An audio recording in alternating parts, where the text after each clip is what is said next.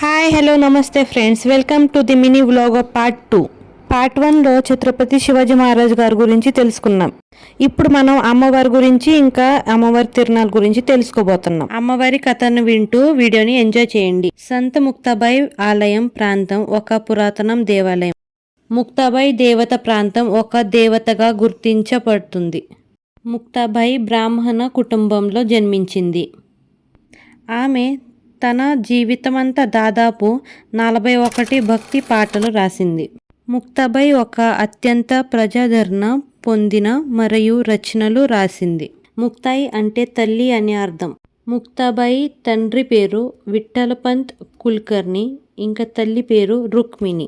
మహారాష్ట్రలోని అనేక ప్రాంతాలు భక్తులు ముక్తాబాయిని పూజిస్తారు.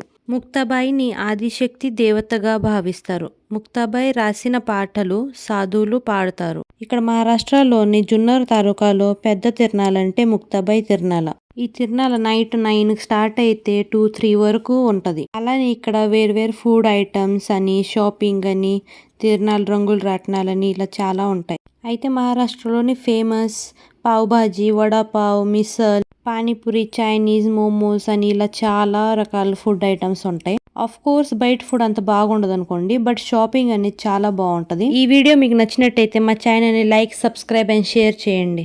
Follow for more updates.